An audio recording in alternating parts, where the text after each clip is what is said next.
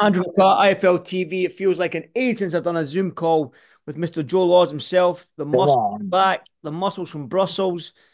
Mr. Joe Laws, what's happening, brother? I'm good, pal. I'm good, mate. I've got the gym this morning and I'm going to be doing tickets all weekend, dropping them off. I'm good, pal. How are you? Very, very well. Listen, I've had a busy October, so I'm looking forward to November. I'll be at your fight on the 22nd of November. Last time you were out Class. there, uh, probably one of the best three-round fights I've ever seen live. It was a cracking fight, Yeah. McKenna. A few months on from that fight, Joe. Um, yeah, are you still? What was your reflection on that fight 3 months on? Mate, you know what? Let's talk boxing. McKenna couldn't wipe the shit off my flip-flop for 2 rounds, right? He came back. Well, granted, he's fit and he's very strong because he's dedicated. He lives a life. He's got the best nutrition, the best physio. He came back well. He caused the side of the head. And I didn't recover. Fair play. But 2 rounds, he couldn't wipe the shit off me fucking shoe. He was making noises in there. Like, but literally, it was. I was so confident I was beating him after the first round in the second round. The first knockdown was a flash knockdown. I recovered. I got up. I was fine. Had new wits. I felt so strong in there. I was bullying him. But like I say, he came back well. So I know me on a different day could have easily won that fight. But on that day, I didn't win. So he gives a flying fuck. All the best, McKenna. But the beef's not squashed. If he ever wants a rematch, let's get it on. Well, you've got a fight on the 22nd of November to look forward to. Now, I know you, Joe. I know for a fact that you're not wanting some Leo, like just some journeyman that's going to come to pick up a paycheck for you to get the win. You're wanting somebody that's going to come and test your chin again, aren't you? Yeah, well, I lived Ding Dong. It's Mocha Dome. Literally, mate, it's like 10 minute drive from your house. Hmm. Uh, I've got a good squad going, and I think that the card who's on is like Cyrus Patterson, Lee Rogers, and all their support, my support. So all of our support is just going to be absolutely fucking wild. It's going to be an amazing show. I want to have a good 6 round fight, a good fight, and hopefully all goes so well, and then I can sail off in the sunset next year. Some big names and misfits want it, and I'm coming. You say that some big names in the Misfits want you. Is that sort of like the I wouldn't say like the end of your career sort of thing? Is that sort of like what the path you're going to choose to end your career? Yes, I make you know why, because I want these big names and these big fights. And let's be real, if I didn't accept the fight with with Hennessy last year, I wouldn't be. I knew I only got that fight because Harley Ben didn't get it, so I took it a week's notice. Then I got Wheelerman, R.I.P. Uh, that obviously fell through, and then McKenna, but I only got McKenna because Lee Cutler knocked it back. So no one's giving us a chance in pro boxing. No one's giving me an opportunity. No one's grabbing and going, right, Joe, we'll give you him, we'll give you him. I'm just getting the scraps. And I'm not doing it, mate.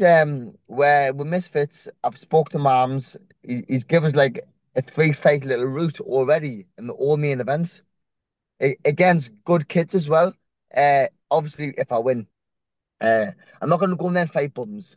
I'm fighting good kids, the likes of the Harley Benz, the Idris Virgos. You know what I mean? Yeah, I I was don't going think to they're say, good. Joe, you're going to have to educate me on Misfits a little bit. And when you mentioned these Yeah, opponents, obviously, if you're not allowed to say names, but who that path that Mam just laid out for you, I don't know if you can let us know about it, but if you can, give me some names that I might know. You mentioned Idris Virgo, I know him. Harley Ben, Harley Bennett, I know Harley Ben, the big fat pudding. Idris Virgo, the big stiff idiot. There's two. Uh, but no, what? I call Idris Virgo a stiff idiot. He's actually a good fighter. He was 10-0 before he even went to Misfits. him. People forget that. And I think he's like 4-0 Misfits. So he's champion now. So fair play, this son, fair play. They're all a lot bigger than me. But I don't really care about weight. Hmm. Like literally, no one I say to people, Andy, I'm a limestone heavyweight. I'm not asked about weight. This one I'm fighting at 165. So It's almost super welter. It's super middle, sorry. Super middle. Still got the six pack, boom. son.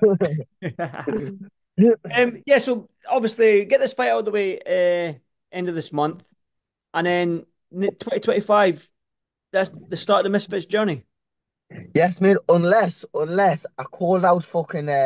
I've seen Ishmael Davies want to fight in Riyadh. Unless the likes of like a Ishmael Davies want to fight in Riyadh or a McKenna rematch in Riyadh, I think that would sell massively. Mhm. That would get me up for the job. Because like I say, I can't get psyched up for these small shows. But like a McKenna rematch or fucking Ishmael Davies in Riyadh, that would get psyched up and excited. You know what I mean? So I think if someone wants to keep us in the pro boxing route, it needs to get excited. Mm. And those are the fights. What gets excited? Well, like I said, like, you've got your. The thing is, you the way you act and your personality and everything outside of the ring, the Misfits suits you to a T, man. Oh, Annie, I was a misfit before misfits came about. And people say, hey, this is just me. This is just me, man. I would go in there and I would fucking take over the show. They would try and smack talkers, and I was looking at them like, what are you doing? You absolute ball bag. Like, for one, Harley Ben, however, Harley Ben, he's a big fat pudding. I know and you know he does not want it. He does not want it. Like, for every fight he's meant to have, he blames mental health, and then he comes back and then quits again, comes back, quits again. I'm like, well, what are you doing? Mm. Are you a fighter or not a fighter? But I think mental health is a thing, but I think most people are using it as an excuse. Life has a rocky course. Life isn't sunshine and rainbows, know what I mean? Bad things happen in life. You either use it as fuel or use it as fucking as an excuse, pal. Well, Joe, I'm looking for a payday, man. Would you give me a payday and fight me in your last ever fight on Misfits? Would you help a brother Listen, out? Andy, I've never liked you. I've never liked you, Andy. Me and you on Misfits, let's get it on. I'm joking, pal. I've never ever tried and fight you, mate. I like you so much. I've known you for a long time now. Um, when you talk about the pro game, like I mentioned, I would hate to see you retire and not win a title. Is that still is Now, that still a desire? now, Andy, what know what though, Andy? No, if I go to Misfits, I can always come back to the pros. Mhm. Like, like, I'm only 30, so let's just say if I go in the Misfits for a year or two, have have some big fights there. Misfits done, clocked. I could just come back to the pros, know what I mean? It's not really a big deal. I love fighting Andy. I love fighting. I love I love the full shebang. I love the fight week. I love the making not making weight, but It's, making I way. love the lifestyle. Yeah. I I love the no partying, the gymming. I love the tickets. I'm back on a ticket deal now, Andy, man. I'm flying about with my ticket book. It's it's reminded so much of the fucking MTK days. Yeah, Uh, it's fucking class. I'm doing a six rounder back on a ticket deal. I fucking love it. It's great, man. Mint and yeah. all of my tickets as well. Bomb Squad got fans. I'm taking my commission off the tickets. Uh, I don't want to earn a single penny off my fans. So you can get tickets elsewhere, but you'll be paying 50 quid. Or come to me and get my 45.